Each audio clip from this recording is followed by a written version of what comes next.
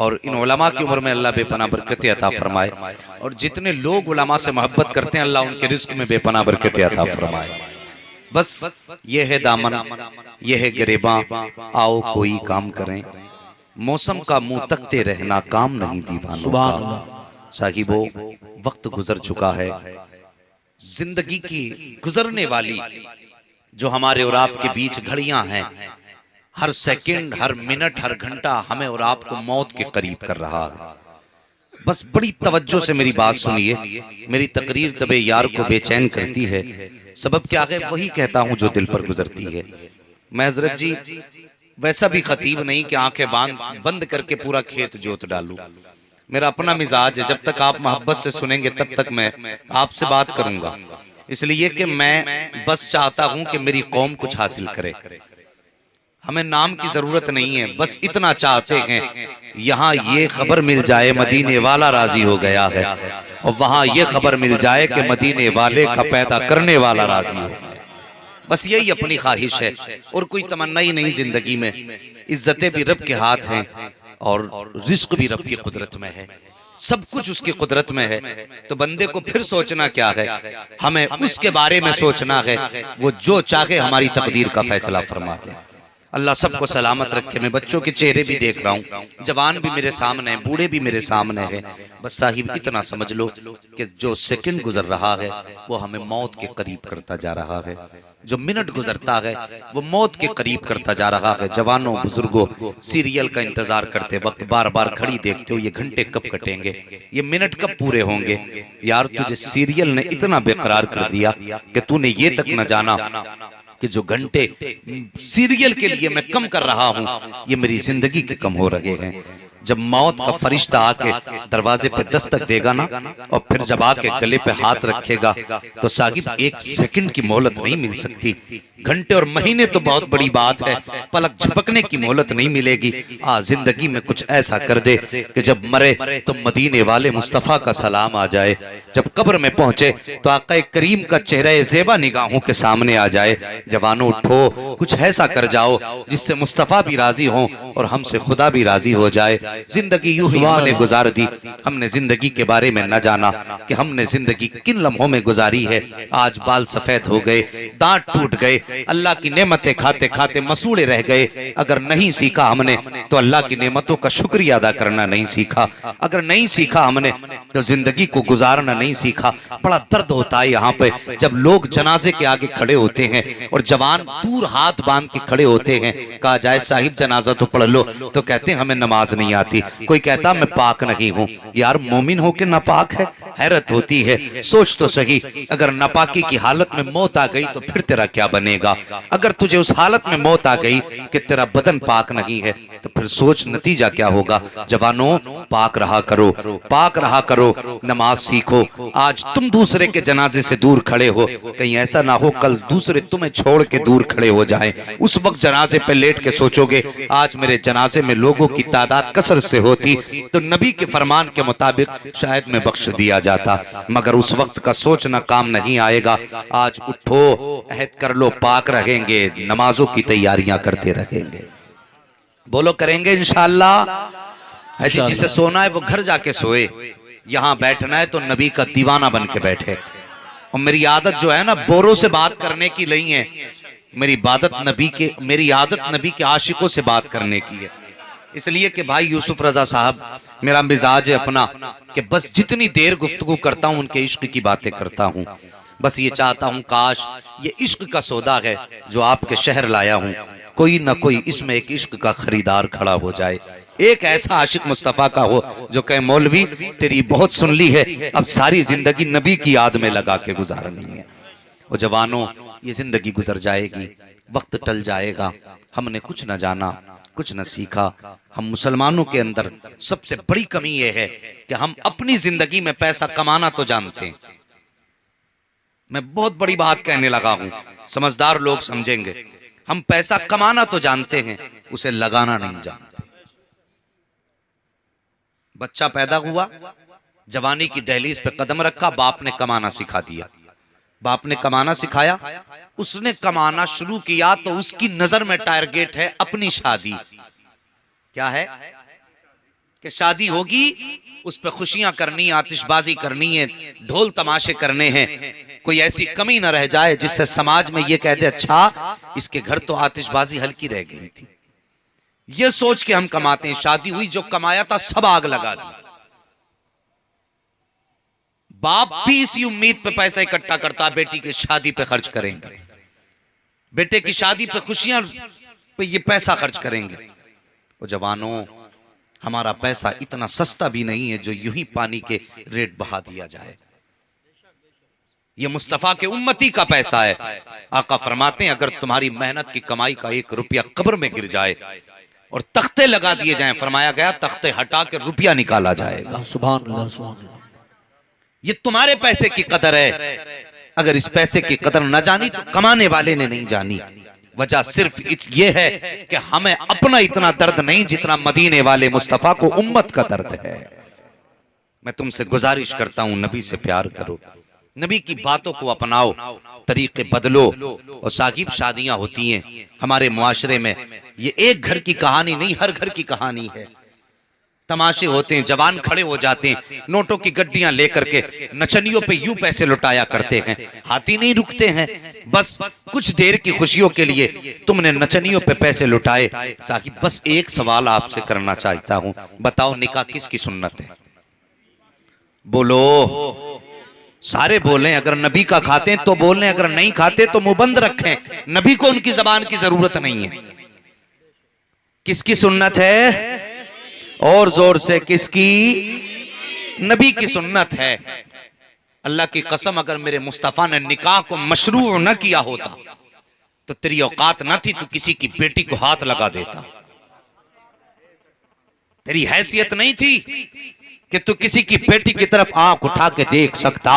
ये नबी की सुन्नत ही की तो आता है कि जिसने कभी जिंदगी में तुझको नहीं देखा, तूने जिसकी जिंदगी में जिसका चेहरा नहीं देखा, 3 मर्तबा कबूल कबूल क्या कह दिया। नबी की सुन्नत तेरे दामन में क्या आई है? जिसने कभी तुझे नहीं देखा है, आज वो तेरे बिस्तर पे आकर के बैठ गई है, उसने अपना सब कुछ तुझको मान लिया है, फिर वो तेरी इतनी फर्माबरदार बन गई है कि तूने कहा उठ तो उठ के खड़ी हो जाती है, तूने कहा बैठ तो बैठ जाया करती है, तूने कहा चल तो चलने लगती है। तू बाहर से आके कहता सर में दर्द है तो अपना आराम भूल के तेरी खिदमत में लग जाती है। तूने कहा प्यास लगी है तो उसने धूप न देखी, पानी का इंतजाम किया। तूने कहा भूख लगी है तो उसने अपने रहम अपने ऊपर होने वाली गर्मी की शिद्दत को कुछ एहसास न किया, वो तेरे काम में लग जाती है। साहिब, हाँ हाँ, आगे बढ़ के कहना चाहता हूँ, अगर मियाँ बीवी एक ही साथ सफर करके आते हैं तो शोहर जूते फेंकते फेंकते कहता बहुत थक गया हो, जल्दी कर पानी का इंतजाम कर दे। मैं तुमसे पूछना चाहता हूँ, एक ही सफर के मुसाफिर दोनों हो, जिस रास्ते से तू चल के आया है उसी रास्ते से बीवी चल के आई है, जितना सफर तूने किया है उतना सफर बीवी ने किया है, लेकिन आखिर वजह क्या है? तू भी थक के आया है, वो भी थक के आई है, लेकिन तूने बिस्तर पे बैठने से पहले जैसी कहा प्यास लगी है, साहिब उसने जूते नहीं उतारे हैं, उसने कपड़े चेंज नहीं किए हैं, दौड़ी है बर्तनों की तरफ, फौरन गिलास उठाया है, तुझसे एक बार तो ये भी नहीं कहा था कि प्यास मुझे भी लगी है, तूने पानी मांगा है, अपनी जरूरतों को त्याग दिया है, दौड़ करके गई पानी भर के लाई है, तू मोजे उतार रहा है, वो पानी लेकर के खड़ी है, तू कपड़े बदल रहा है, वो पानी लेकर के खड़ी है। मैं पूछना चाहता हूँ, एक अजनबी औरत को इतना फर्माबरदार किसने बनाया? तो दुनिया को कहना पड़ेगा हमारी औकात न थी जो अजनबी इतना फर्माबरदार हो जाता। सच तो ये है नबी की सुन्नत है जिसने अजनबी को इतना करीब बना दिया है कि तेरे बोलने पे बोल रही है, तेरे चलने पे चल रही है, तेरे कहने पे उठ रही है, तेरे कहने पे बैठ रही है। अगर नबी के वफादार हो तो फिर अगर शादियां हो तो शैतान को राजी ना करो, मदीने वाले मुस्तफा फैने रहमत को राजी कर लो। नारे तकबीर, नारे रिसालत, नारे गौसियत, मसलके आला हजरत, फैजान आला हजरत अल्लामा मुफ्ती हम्माद रजा साहिब क़िबला, उलमाए अहले सुन्नत, जश्न गौसुल वरा। हाँ हाँ साहिब, ये मेरे नबी की प्यारी सुन्नत है। अगर ये सुन्नत न मिलती, तेरी औकात न थी तो किसी की बेटी की तरफ आंख उठा के देख लेता। हैसियत नहीं थी तेरी कि तू किसी की बेटी को उठा के बिस्तर पे ला के रख देता। जवानों बदलो तरीके। आज शादियां ब्याह का जो रस्म रिवाज है, अल्लाह माफ फरमाए, कौन सा तरीका ऐसा नहीं जिसको देख के मेरे मुस्तफा का कलेजा न तड़पता होगा। तुम उठ के खाते हो, चल फिर के खाते हो, क्या नबी को इस बात की खबर नहीं है? तुम गाने बजाते हो, क्या नबी को इस बात की खबर नहीं है? तुम अपने घरों के अंदर ऐसी जगहों पे खाने किया करते हो जहां पे मर्द भी खड़े हैं, औरतें भी खड़ी हैं। जब एक ही जगह पर बेहयाओं को देखते होंगे तो मुस्तफा के जिगर पे क्या गुजरती होगी। उसके बाद नारे लगाए जाते हैं, गौस का दामन नहीं छोड़ेंगे, आला हजरत का दामन नहीं छोड़ेंगे। तूने थामा ही कहां गया आला हजरत का दामन, तूने पकड़ा ही कब है गौसे पाक का दामन। अल्लाह अकबर, गौसे पाक की बात करता है, उनके दामन की बात करता है। उनके जैसा पारसा घराना ला के दिखा दे, उनके जैसी पारसा माला करके दिखा दे। अल्लाह अकबर, बगदाद की सरजमीन है, इसी सरजमीन पर सरकार गौसे पाक की उम्र शरीफ अभी 4 साल है। 4 साल की उम्र शरीफ सरकार गौसे पाक की, बचपन का जमाना है।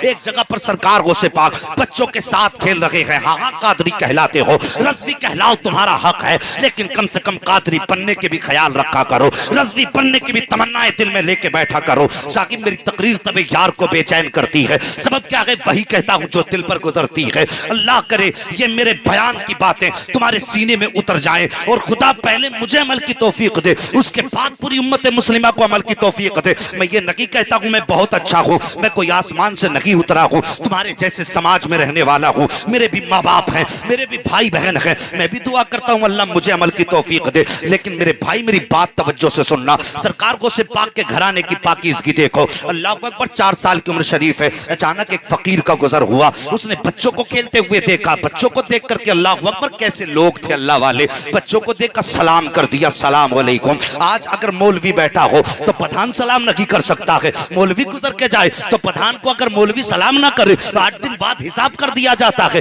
कि इसने मुझे सलाम नहीं किया। मैं पूछना चाहता हूं, तुमने किस नबी का कलमा पढ़ा है? मेरे नबी तो फरमाते हैं सलाम को आम करो। अगर मौलवी सलाम नहीं करता है तो तुम सलाम कर दो, अगर बच्चे सलाम नहीं करते हैं तो तुम सलाम कर दो। आओ सीरत गौसे पाक देखो प्यारे, जैसे उन बुजुर्ग का गुजर होता है, बच्चों को खेलते देख रहे हैं, उसके बाद कहते हैं सलाम वालेकुम। सारे बच्चों ने बुजुर्ग का चेहरा देखा, सबने कहा वालेकुम अस्सलाम, लेकिन जैसी ये आवाज मेरे गौस के कानों में टकराई है, उम्र शरीफ अभी 4 साल है, कहते हैं वालेकुम अस्सलाम, वालेकुम अस्सलाम। एक बार नहीं 2 मरतबा जवाब सरकार गौसे पाक दे रहे हैं। अल्लाह अकबर, तवज्जो से सुनना प्यारे, जैसी मेरे गौसे पाक ने 2 मरतबा आपको जवाब दिया है, वो बुजुर्ग ठहर जाते हैं। देखा सरकार गौसे पाक का चेहरा, देख के कहते हैं बेटा जरा इधर आओ। मेरे गौसे पाक करीब आते हैं, उम्र शरीफ अभी 4 साल है, ये जहन में रखना है। आप करीब आए, फरमाया, कहा जी हुक्म फरमाइए। कहा बेटे मैंने सलाम एक बार किया है, तुमने जवाब 2 मरतबा क्यों दिया है? ये सरकार गौसे पाक है। सुनने के बाद कहते हैं बाबा आप अपना काम कीजिए, मुझे अपना काम कर लेने दीजिए। जैसे इतना जवाब मेरे गौसे पाक ने दिया है,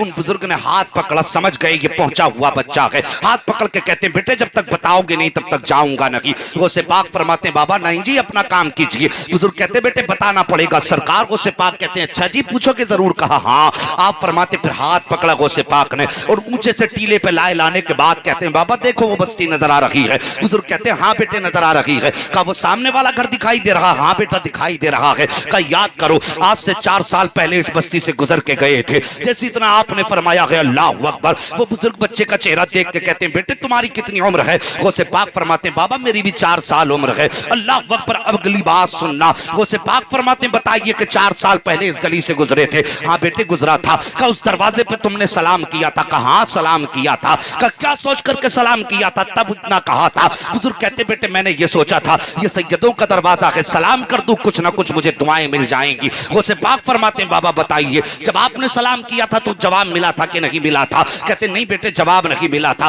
गौसे पाक फरमाते बाबा जी सुन लीजिए 4 साल पहले जब तुम इस दरवाजे से गुजर के गए थे उस वक्त आपने सलाम किया था। अल्लाह अकबर। गौसे आजम का जवाब सुनिए। कहते घर के अंदर सिर्फ मेरी माँ मौजूद थी और तुम गैर महरम हो, मेरी माँ जवाब नहीं दे सकती थी। कहा अल्लाह अकबर। गौसे पाक फरमाते हैं लेकिन जब तुमने सलाम किया था अब्दुल कादिर ने तुम्हारे सलाम को सुन भी लिया था और तुम्हारी आवाज को पहचान भी लिया था। गौसे पाक फरमाते हैं आज 4 साल हो गए नजरें तलाश कर रही थी, आपका चेहरा नजर नहीं आ रहा था। गौसे पाक फरमाते हैं बाबा आज 4 साल के बाद जब तुमसे मुलाकात हुई है एक सलाम आज ने आपने कर डाला है। गौसे पाक फरमाते हैं परेशान ना हो, एक सलाम का जवाब मैंने 4 साल पहले का दे दिया है और 1 साल के 1 सलाम का जवाब आज मैंने इस महफिल का तय करके तुम्हारा कर्जा अदा करके दिखा दिया। नारे तकबीर, नारे रिसालत, नारे गौसियत, मसलके आला हजरत फैजान गौसी आजम मुफ्ती हम्माद रजा साहिब क़िबला। सुभान अल्लाह।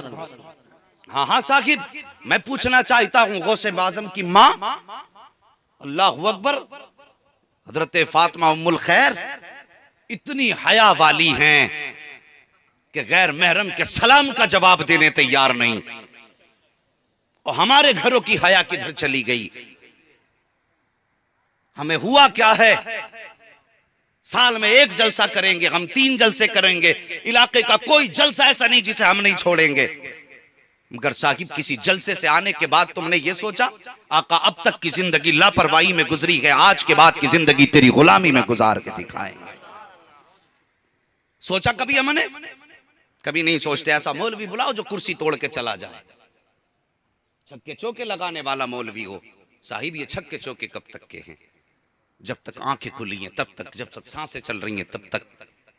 हाँ, मैं तो साफ कहता हूं, आज आपने बुलाया, मेरी आवाज चलती है, बुलाया है, कल बुढ़ापा होगा, हाथ पैर कांपेंगे, आवाज क्या, अल्फाज क्या साहिब, हर्फ टूट टूट के मुंह से निकलेंगे, फिर कोई पूछने वाला नहीं होगा। फिर इतराना किस बात पर? आओ, अब भी वक्त है, अपने नबी के करीब हो जाओ, अपनी बेटियों को पर्दा दे दो, अपने घरों के अंदर हया लाओ। फरमाया गया हया ईमान का हिस्सा है, हया ईमान का हिस्सा है। आज बाप बेटी को ऐसा जोड़ा ला के देता है कि देखने वाले को हया आती है, लाने वाले को हया नहीं आती। सोचते क्यों नहीं तुम कुछ भी हो जाओ, तुम्हारी बेटियां रुतबे में कितनी भी बुलंद हो जाएं, नबी की फातिमा से ज्यादा बुलंद नहीं हो सकती। हाँ, आज हमारी बेटियों के पास 20-20 जोड़ी कपड़े हैं, 10-10 हजार के सूट हैं, लेकिन पर्दा नजर नहीं आता। हाँ, और नबी की बेटी की जिंदगी देखो। एक दिन हजरत फातिमा ज़हरा बैठी हैं, मौला कायनात मौला अली आए, कहती फातिमा, तुम्हारी चादर में जो 17 पैबंद हैं, इनमें 16 तो कपड़े के हैं, 17वां पैबंद चमड़े का है। अब ये तुम्हारा 17वां पैबंद खुल गया है, इसको सिल लेती। नबी की बेटी का जवाब सुनो और घर जाके बेटियों को बताना। जैसी इतनी बात कही, हजरत फातिमा ज़हरा कहती, अली, घर में कोई इतना कपड़ा मौजूद नहीं जिससे इस चादर पे पैबंद लगा सके। हजरत अली फरमाते, फातिमा जाओ, फिर अपने वालिद से जाके एक चादर ले आओ। हजरत फातिमा ज़हरा कहती, अली मेरी हिम्मत नहीं, कहा जाइए, माले गनीमत में कुछ कपड़े मिले हैं और सरकार तकसीम फरमा रहे हैं, जाओ जाके ले आओ। बड़ी मेहनत से हिम्मत करके सैयदा गई, सरकार घर पे नहीं थे, वापस आ गई। फिर हजरत अली ने कहा, फातिमा फिर चली जाओ। कहती, अब मेरी हिम्मत नहीं होती है। तवज्जो करना, फरमाती, अब मेरी हिम्मत नहीं होती है। अली तुम जाओ। अल्लाह अकबर। हजरत अली आए हैं, पैगंबर इस्लाम की बारगाह में आके दोजानों बैठ जाते हैं। आका फरमाते हैं, अली कैसे आना हुआ? अर्ज करते हैं, सरकार आज आपकी बेटी के सर पे जो चादर है उसका एक पैबंद खुल गया है, इतना कपड़ा नहीं जिससे आपकी बेटी पैबंद लगा सके, सरकार कोई चादर दे दे। अल्लाह अकबर। मालिक के कौनैन हैं, गोपास कुछ रखते नहीं, दो जहां की नेमतें हैं उनके खाली हाथ में, वो तो इतने बड़े बादशाह हैं। खुदा की कसम, अल्लाह ने जमाने के खजानों की चाबियां मुस्तफा के कदमों पे रखी है, लेकिन कुर्बान जाओ उनकी सादगी पे। फरमाते हैं, अली अगर मैं ये माले गनीमत अपनी फातिमा को दे दूंगा तो जिन बच्चों के बाप जंगों में शहीद हो चुके हैं उन बच्चों के घर क्या पहुंचाऊंगा? का फरमाते हैं, अली आज मेरी मिल्कियत में इतना कपड़ा नहीं जो एक चादर अपनी बेटी को दे दूं। अल्लाह अकबर। इतना सुना हजरत अली की गर्दन झुक जाती है। आका फरमाते हैं, हाँ अली, एक मकान के अंदर ऊंटनी की खाल रखी हुई है, अगर फातिमा मुनासिब समझे तो उसे ओढ़ करके पर्दा करने वो लेकर के चले जाओ। अल्लाह अकबर। हजरत अली ने वही खाल उठाई है ऊंटनी की, और जब घर पे आए हैं, खुदा की कसम सैयदा दरवाजे पे खड़े होकर अली का इंतजार कर रही हैं। कितना नूरानी जमाना था, क्या उसूल थे इनकी जिंदगी के। आज शोहर घर पे आया करता है तो बीवियों के चेहरे के रंग उड़ जाया करते। मेहरबानी करो, शोहर की इज्जत किया करो, इसकी कदर किया करो। मुझे इस मौजू पे बात नहीं करनी है, बस मैं कुछ बयान करके आगे बढ़ना चाहता हूँ। साकिब, हजरत अली आए हैं, हाथ में वो खाल है। कहते, अली क्या लाए हो? का कोई कपड़ा ना मिला, तुम्हारे वालिद ने ये खाल दी है। अल्लाह अकबर। और फरमाया कि अगर मेरी फातिमा मुनासिब समझेगी तो इसको ओढ़ करके अपना पर्दा कर लेगी। नबी की बेटी ने देख करके आंखें नहीं बिगाड़ी थी, चेहरे की जोग्राफिया नहीं बदला था, बल्कि अल्लाह का शुक्र अदा किया और उसी खाल को ओढ़ा। ओढ़ने के बाद कुरान की तिलावत शुरू कर देती है। कौन? फातिमा के। अल्लाह अकबर। एक दिन मेरे नबी सहाबा की अंजुमन में बैठे हुए हैं, दोपहर का वक्त था, अचानक सूरज छुप जाता है। जैसे सूरज छुपा है थोड़ी देर के बाद फिर उजाला हो गया। सहाबा कहते हैं आका बारिश का मौसम भी नहीं है, बादल भी नहीं है, ये सूरज किधर चला गया था? मेरे नबी फरमाते हैं सहाबा अभी अचानक मेरी फातिमा घर में झाड़ू लगा रही थी तो बेतवज्जोगी में दुपट्टा सर से सरक गया था। आका फरमाते हैं जैसे दुपट्टा सर से सरका, सूरज को इतनी हया आई कि बादलों के पर्दे में चला गया था। ये फातिमा तो ज़हरा है। जैसी ऊँटनी की खाल आई है, नबी की बेटी ने सर पे रखी है और रखने के बाद अल्लाह अकबर कुरान की तिलावत शुरू कर देती है। पीछे से सरकार तशरीफ ले आते हैं, दरवाजे पे दस्तक हुई, सैयदा फातिमा तो ज़हरा उठ के खड़ी हो जाती है। आका तशरीफ लाए, मेरे नबी ने बेटी को इस हाल में देखा, चश्माने नबुव्वत बरसने लग जाते हैं। फरमाते फातिमा तेरा क्या हाल है, पता तुझे कोई एतराज तो नहीं है? नबी की बेटी ने बाप से शिकवा नहीं किया था, कोई शिकायत नहीं की थी, कोई एतराज नहीं किया था, बल्कि गर्दन झुका के कहा था आका जिसमें हमारा रब राजी है उसमें फातिमा तो ज़हरा भी राजी है। अल्लाह अकबर। मेरे नबी ने इतना सुना, नबुव्वत वाली आंखें बरसने लग जाती है, हाथ उठ गए मुस्तफा के नबुव्वत वाले, अर्ज करते हैं मेरे मौला, ए मेरे परवरदिगार, आज मैं कुछ नहीं मांगता, अगर फातिमा के इस अमल से राजी है तो कुछ मत दे, मेरी गुनाहगार उम्मत को जन्नत का परवाना अता फरमा दे। सुभान अल्लाह। नारे तकबीर, नारे रिसालत, नारे गौसियत, मसलके आला हजरत, फैजान आला हजरत, उलमाए अहले सुन्नत, जश्न गौसुल वरा। हाँ जवानों, बदलो तरीके यार, शादी हमारी होगी, बातें मदीने वाले मुस्तफा की होंगी। क्या राय है आपकी? खाते हैं तेरे दर का, पीते हैं तेरे दर का, पानी है तेरा पानी, दाना है तेरा। सारे बोल दो पानी है तेरा पानी। सुभान अल्लाह।